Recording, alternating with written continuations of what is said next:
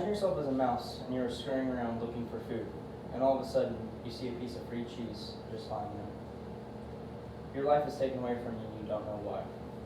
One moment you were happy, and then the next moment you took your last breath after taking something you thought was free. This scenario you just heard is very similar to how socialism works. The government gives away things such as food stamps, money, free college, free welfare, and free healthcare. The people in need are given this free money, they have no clue where it came from, and they are willing to abuse it. The layman's definition for socialism is the spread of wealth and power. In other words, the government will take tax money, will tax the wealth extremely high, and give it to the people in need. Usually this tax money will go to roads, schools, and police stations.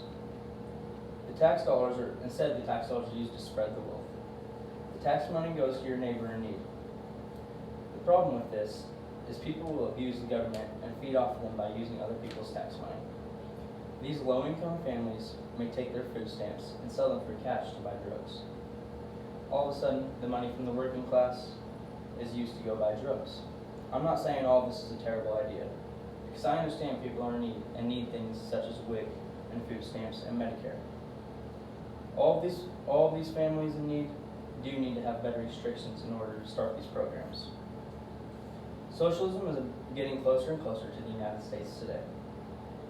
Why would free college be a problem? Free college misses the idea of making it more affordable and more manageable. Graduation drops would drop drastically because now kids would be going to college and not having to pay for any of it. Students would not study into future alternatives such as trades because college is not for everybody. Socialism feeds into the idea, and it can be very scary.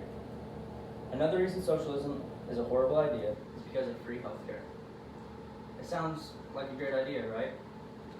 We kind of have that system with Missouri Care or Medicare, which is free health insurance. But socialists support on a well-rounded free healthcare. The reason this would be such a bad idea is because doctors would begin to exit the field. Doctors get paid a great amount of money, not for being doctors, but for saving lives. Doctors' incomes may be reduced by 25 to 30%, which is a huge pay cut for them. Another reason universal free healthcare is a horrible idea is the first come, first served demonstration. An example of this is, let's say your grandparents get cancer and need to go to the hospital. The doctors would be forced to turn them down because their life is near an end and they're considered not as important. Compared to someone who is 18 to 30 years old, they would get the treatment first. The government is charging $675 billion in taxes for Medicare and $574.2 billion in Medicaid. Next thing I'm going to talk about is food stamps, also known as EBT. I personally think food stamps is amazing and helps people out every day to keep their families from starving. One thing I do not agree with is the restrictions to get food stamps. I feel like restrictions to get food stamps should be more strict, and it should not be as easy for people to get them. I say this because some people get food stamps and they sell them for drugs. I think parents should at least have to pass a drug test and have a part-time job in order to get them. Now that I have addressed the problem with socialism, it is now time for me to state some solutions to fix these major problems. The first step would be to unify the country. Right now, the country is split into two separate parts. We need people who care for this country. I want everyone to come together because we are split and we are on the verge of a civil war. If a civil war were to happen, democracy would be out of the question, which brings up the next point. Find something that all people agree on, but get rid of the social order. The social order is a broad concept based on societal contracts and expectations. Getting rid of the middle class and just to have two classes such as the poor and the well-being. The social order wants everyone to share the wealth, meaning you can be someone who works for everything you have, but you will get taxed extremely high. Compared to someone who does not work, that does not get taxed at all. My last solution I have already mentioned, which is cutting back on welfare and food stamps.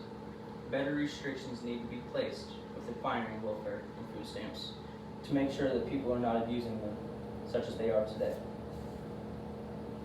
Now that I have stated a few solutions, it is time to see and visualize how it would be if we turned into a socialistic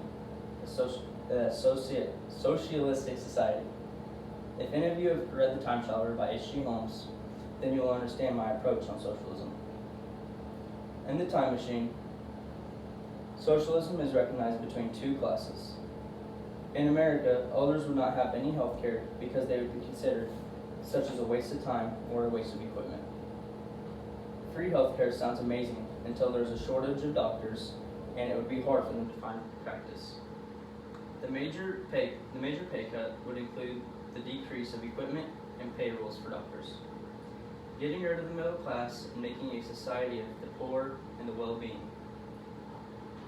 All of them